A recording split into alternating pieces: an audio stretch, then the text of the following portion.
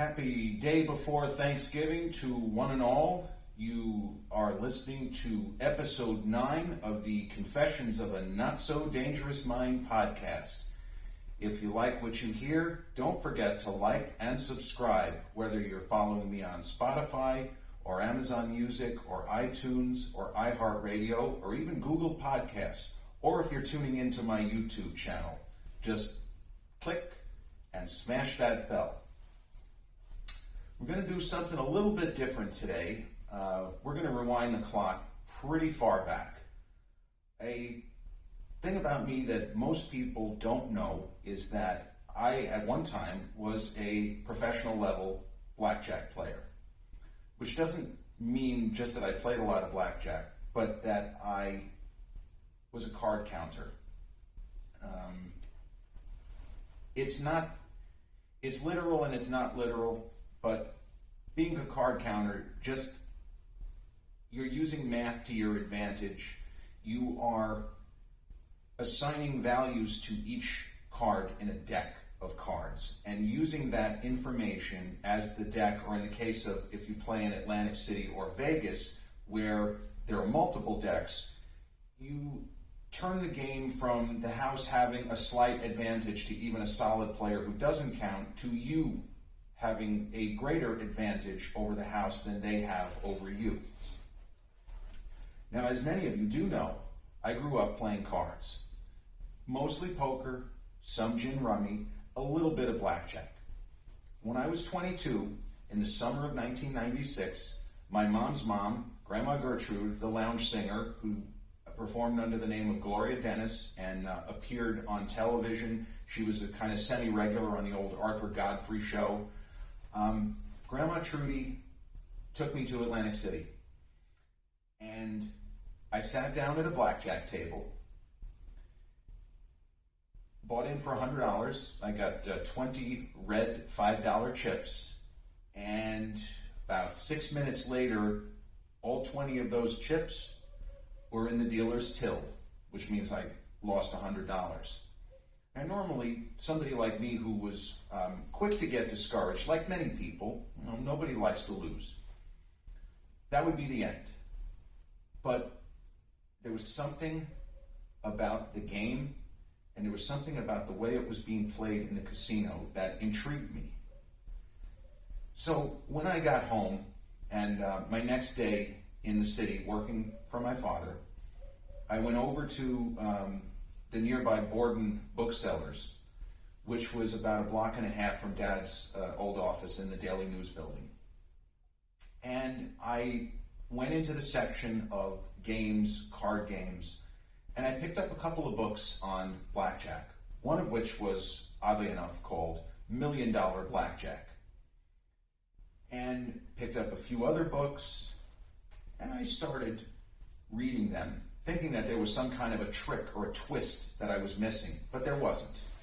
The only way, and the way, to beat the game of casino blackjack is to count cards.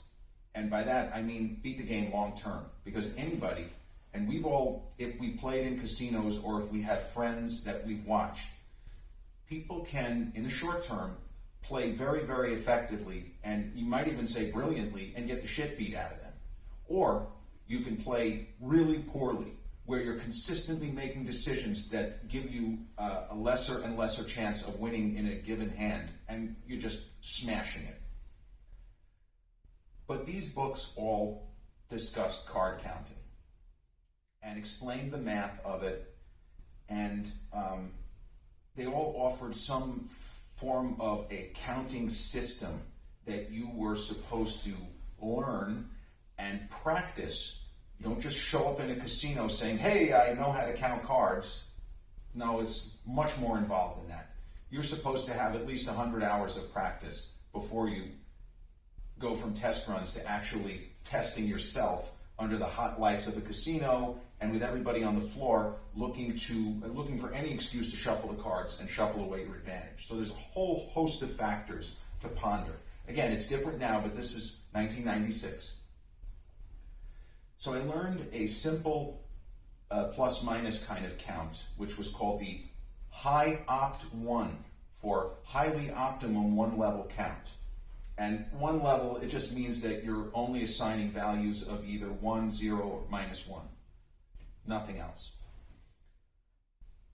I did a lot of practice, and I had a 6-deck shoe at home. Shoe is that contraption which holds the cards. And I would play 3 hands. And the great thing about blackjack is the dealer has literally no say in how the hands are played. The dealer might as well be a robot. That's why people say, well, it's automatic dealer or automatic shuffler, it doesn't matter. Now, it does matter if there's an automatic shuffler. If you're a card counter, you don't want any part of automatic shuffler because they're shuffling away your advantage every hand, or your potential advantage. But the dealer does nothing other than follow whatever the rules are. They have no ability to do anything other than stand on 17, hit on 16, etc., etc. So I practiced and went to the AC Tropicana, and on a long Sunday, I played for about 8 hours at a $10 minimum table, and I came out maybe $5 behind. And that was like a bad day. I didn't live up to the statistics of playing that many hours, and I was playing effectively. I don't know how I managed to keep my wits about me and not get aggravated, but there were no crazy swings in either direction. I just played. And I made it a regular thing that I would drive to Atlantic City from Huntington every weekend. And I gave them enough play where they started sending me, everybody gets comps, but I was putting in enough play where they were giving me free rooms and often food and drink credit. So it was just a matter of dealing with the drive. So I did this for about 3 weeks. And then I decided that I was going to make things a little bit more complicated, and I learned a level 2 count, which is a significant step up in terms of theoretical effectiveness, but also more difficult to master, because now instead of just assigning +1, 0, -1, now you're doing +2, 0, -2, and in a table full of 9, the average person is not going to be able to keep up. But I, or at least young me, was not the average person. And you also should understand that I had an attitude. I had a chip on my shoulder. I was always angry, and I was always ready to get in somebody's face. It's amazing I didn't get into more fights, but I was very kind of cranky, agitated. That was my default setting. I was a kid. I was a hot-headed 22-year-old. Not going to apologize for that. But I didn't go to Atlantic City the following weekend. I practiced. I committed to memory because it's not just counting of the cards for people who play blackjack. It's also that depending on the count, you're changing your play hand to hand. You're changing your betting. That's the most important thing. The ranges of betting. And for those of you who know the movie Rain Man, and it's a great sequence, it's beautiful cinema, where the character that Dustin Hoffman plays, Raymond Babbitt, he's doing what I was doing, but he's doing it at the level of an actual computer, not somebody whose brain is giving them the same chance as if it was a computer.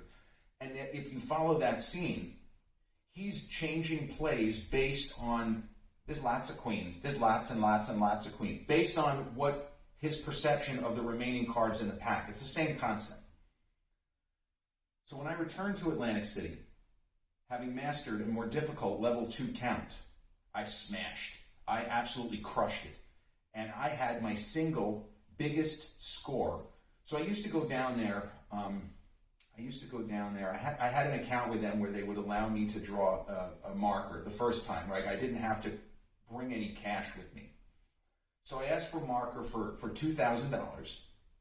And my standard buy-in would be $500. And I didn't really want to play at a $25 minimum yet. I wasn't sure that that was necessarily the best idea. So I sat, again, at a $10 minimum, which now would be a $25 minimum, calculating it's 27 years. And sometimes the game just shines on you. But I did find, and people who do this for a living will tell you, that if you count cards, if you are consistently giving yourself the 1 to 2% advantage that the house grinds people down from, you are more likely to have those sun runs, to use a poker phrase, where everything seems to go right. Where when you draw crap, the dealer breaks, you hit a bunch of big splits and double downs, and even hands where you end up stuck with a 13, the dealer will have a 10 up and still break. Sometimes it's magic. And on this particular Sunday, my $2,000 marker, which of course I paid back, I ended up returning home with something like $7,500 after having paid back the $2,000. And it was insane because my betting was not out of control. In other words, I didn't do any of the conventional leveraging of the betting, or I'm going to bet this way until I lose two hands. No, I did everything according to the count and what my bets were supposed to be based on the count. So yes, even though I was starting with, I would play two hands of $10. If the count got high enough, which just means that an excess of low cards have come out. Low cards are better for the dealer because they have to draw to 16, and the more 2, 3, 4, and 5 in the pack, the more likely they're not going to break. But that's how it works, which is that when the count gets high, which means a preponderance of the cards that have come out are low, you're going to jack your bet up. But you have to be careful, because if you do $10, $10, and all of a sudden you have a hand where nothing but 2s, 3s, 4s, and 5s come out, and you say, holy fuck, there's only 2 decks left, and I got to count a plus 50, I got to bet 2 hands of 250. No. They will shuffle so fast it would make your head spin. So you can raise your bet, but you have to do it carefully. You know, they call this camouflage. You don't want them to know you're counting, because the minute they think you're a card counter, it's over. Because not only will they shuffle, they'll cancel your comp balance, and anytime you increase your bet in that casino going forward, pit boss is going to look at you and smile. They all do the same thing. And look at the dealer, and they're going to say something. And they don't just say shuffle. They have to drag it out. So it goes something like, shuffle. When you hear shuffle, you're done. You're done in that casino. And unfortunately, you might be done in Atlantic City, because they'll take pictures and they'll say, yeah, the kid that was playing it, well, kid when I was 22, don't even bother with this guy. He's really good. Now, not all the hotels share, but the affiliated hotels share the information. So that particular day, I was cautious, but at my peak, I ended up where I was betting 2 hands of 100, but where the camouflage ended up being inadvertent, because that's a bet spread you should not do. A 10-1 will get you flagged. But there were 2 other people playing at the table on opposite ends who were betting way more than me.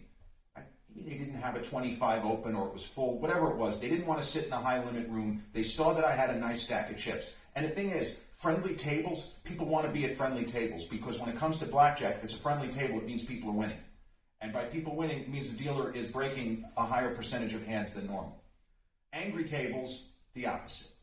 So my camouflage was that I was sitting in the middle, and there were people on either end that were firing big time, that were throwing out $200, $300, $400, $500 on a hand. And nobody was paying attention to this fucking redhead sitting there. And the thing is, I was able to, could you imagine, I must have been like staring hard at the table? No. I had just gotten glasses. My eyesight was probably 25 or 20/10 with those glasses. I was able to scan a table filled with 2 up cards, and I could calculate the running count in maybe a second, sometimes even faster. I was like lightning. So that particular day, I came home with, as I say, $7,500 profit, which is completely insane. The next week, I ended up not winning, but there is a story which is worth telling. I decided I didn't want to play at the Tropicana. I didn't want to take any chances because I had blasted them. Now, I was staying at the Trop, but I wasn't going to play at the Trop. I decided to go to the Sands, which, not coincidentally, was where my grandmother had taken me, 6 to 8 weeks earlier, whatever the amount of time was. And the Sands had a high limit room where the blackjack was still 25. Most of the other casinos, not most, it was the only casino even in 1996 that still had $25 minimum in the high limit room. Now, generally speaking, the high limit room means, yes, people who are loaded, but it also means people who know what they're doing.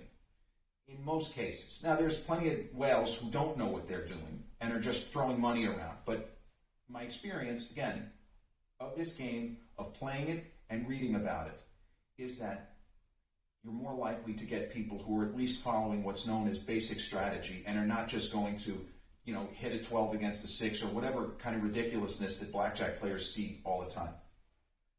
So this particular day, I did not have a marker. I brought my, the same amount of 2,000 that I was talking about. I had in my pocket. It might have been 2,500, whatever it was. But I had profits safely locked up at home, like that kind of thing, if things went sideways.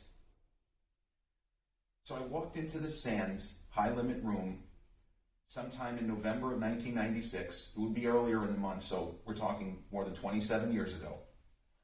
And there was a table that had 2 open slots together. So my plan, of course, I was going to buy in for 500, and I was going to start 25 and hope that nothing wacky happened where I'd be eliminated and drop $500 in a couple of minutes, because we've all, when I say we've all, people who play blackjack for above minimum, we've all seen it. Sometimes it goes your way, and sometimes the blackjack gods are not on your side. So I knew that I was going to sit down, and I was either going to buy in for $750 or $500, because it's $25 minimum, and I wanted to play 2 slots. And as I approached, I did something I normally wouldn't do. Rather than my typical, sort of patented scowl, I smiled. I smiled as I came in. 22-year-old me, the long red hair, I smiled.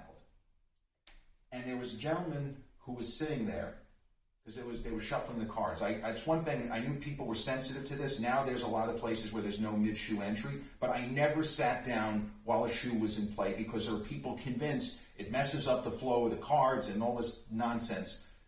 If you want to talk to me about that aspect of blackjack, about the idiot on third base who hit 16 against a 4 or whatever, I will tell you that it has nothing to do with your success or failure. Yeah, on one hand, but when you play as many hands as I did, it doesn't mean anything. In my illustrious blackjack career, I was helped more than I was hurt by the idiot on third base hitting 16 against a 4, because he's just as likely to pull a 5 as he is to break and take the dealer's bus card. We tend to remember when things go sideways more than when they don't go sideways. So I go to sit down as the dealer is finishing the shuffle.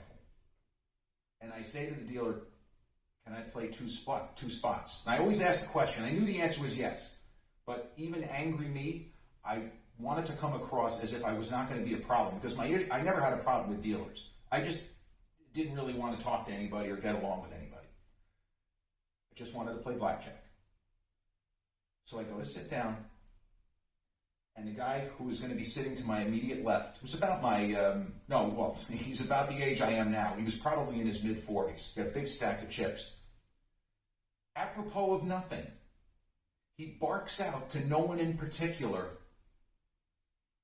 "You better know how to play. None of us are here to lose." I wanted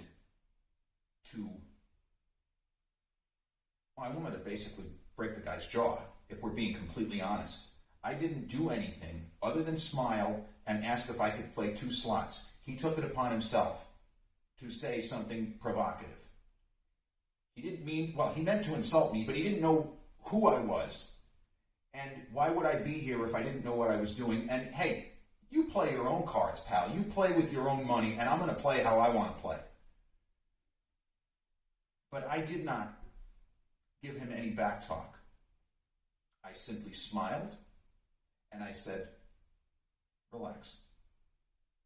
I know how to play this game. Let's just play cards." And there was something, I guess, about the way that I handled it. The fact that I didn't match his anger, or whatever the hell you want to call that. I didn't match his energy or his anger. I came across as calm and cool and collected and confident. I sat at that table at the Sands for between 5 and 6 hours The table was full almost the whole way through. At least 5 of the people at that table busted out more than once of whatever their buy-in was.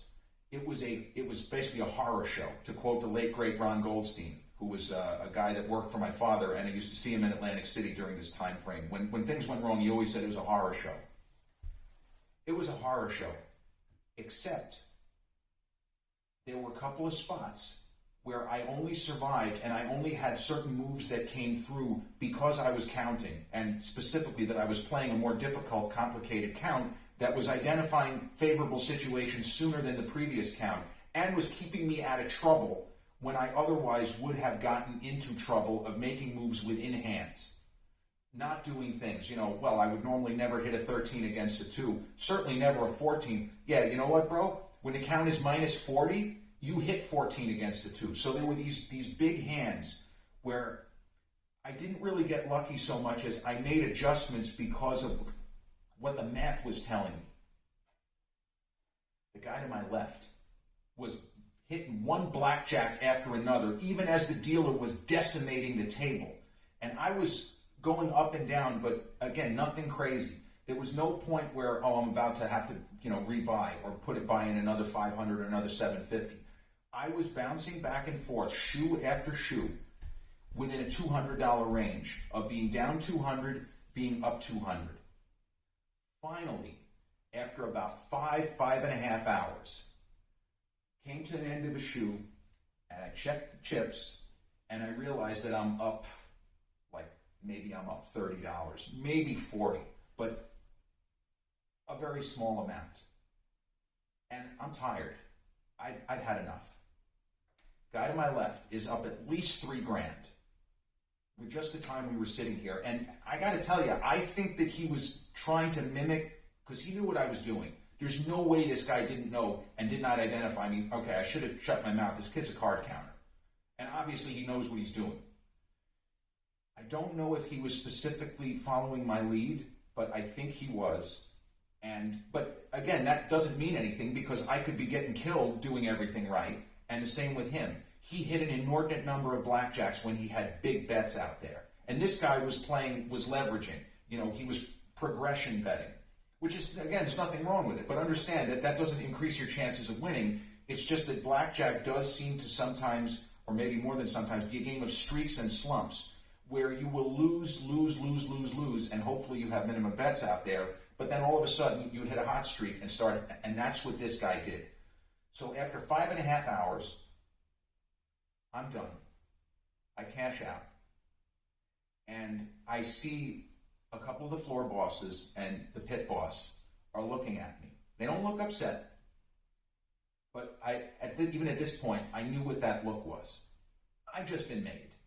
They know what I was doing.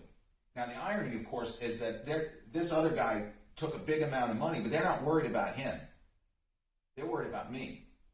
They don't want to see me anymore because they know that, not that they can't beat me on a given day. Of course they could. Things could have gone against me. I could have been out 750 and rebought and lost again. But I'll never forget this.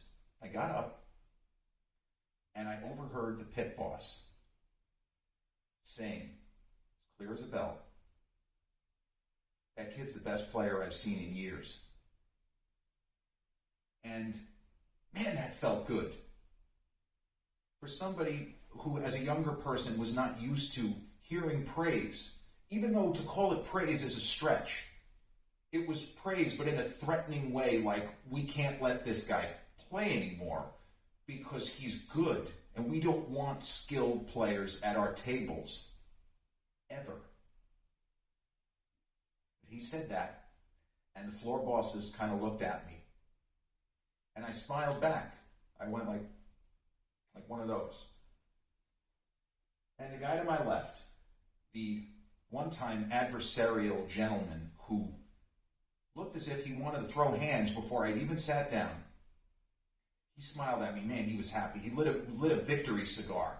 He was just sitting there. We could still light cigars in casinos in 1996, or at least here at the Sands. He goes, "You can play."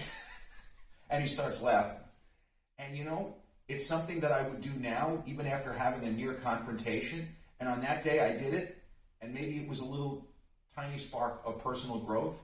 I extended my hand, and the guy shook my hand and put his arm and gave me one of those, like, good job, buddy.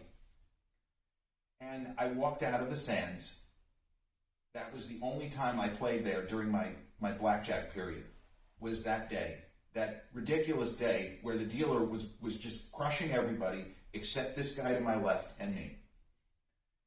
And I didn't play at that level for very much longer. I had a couple of, first I had what you would call a downswing, which happens. Again, your edge is so small that things can go wrong. And I had 2 consecutive weekends where my initial, 2,000 or whatever it was, gone. Just got absolutely blasted out. Real quick, too. Buy in for 500, gone. Buy in for 5. It could be that way, or as they say, it just be like that sometimes. The end of my career, so to speak, came at Claridge, where I had a good day. I was well ahead, but I got sloppy. And the Claridge, where smaller is friendlier, I just didn't play correctly, and in that instance, I was ranging my bet too wide, and there weren't enough other players to give me any kind of cover. And so they figured out what I was doing, and I experienced what I described earlier, where the pit boss, when I tried to raise my bet from 25 to 150, I heard that laugh, the telltale laugh. I didn't realize it was the telltale laugh, but now I know. The telltale laugh, and he looks at the dealer and goes, "Shuffle." I knew that I had been made. I didn't know that that was going to be it for me, but I knew that I'd been made. And when I went to, after I cashed out and I was getting ready to go home, I saw that my comp balance, which had been significant, was now at 0, and I was not really able to get a game in Atlantic City after that. The next week when I went to resorts, I was playing a $5 minimum table, and the first time I raised my bet, shuffle. And that was it. My blackjack career, proper, lasted maybe 8 weeks in the late summer and fall of 1996. I went back in 98, and I played a little bit at the Trop, but it just wasn't the same. I also was not nearly as sharp as I had been, because I was not trained for it as I had been. And I don't really regret stopping play, because if we're being honest, blackjack is boring as shit. It is a dull game. It's just the same thing over and over and over. And the kind of excitement of the money just doesn't do it for me. That's why I play poker now, because poker's fun. And I know that I will never, ever be as good at poker. I couldn't be as good as I was at blackjack, because the reality is, you take me at age 22, I was better than the next 10,000 people that walked into a casino to sit down and play blackjack. I will go down on that hill. I know that I was good. And I did if anybody wants to see it, you can hit me up in the comments. I did a 1-minute card counting tutorial for my Facebook a couple of years ago, and I still get asked about it. It's humorous, but it gives you an idea of what card counting can be just from the physical aspect, which is that it appears that you're doing a magic trick. Because how do you know that the last card is a 9? How did you know that? But that's the story of my brief, illustrious career as a professional blackjack player. That concludes episode 9, Confessions of a Not So Dangerous Mind. I hope you've enjoyed this walk back through memory lane of my much younger self, full of confidence and competence. So if you enjoy this content, as I say, don't forget to like and subscribe, whether you're listening on Spotify or the other audio platforms, or on my YouTube channel. I will see you all again real soon. Take care.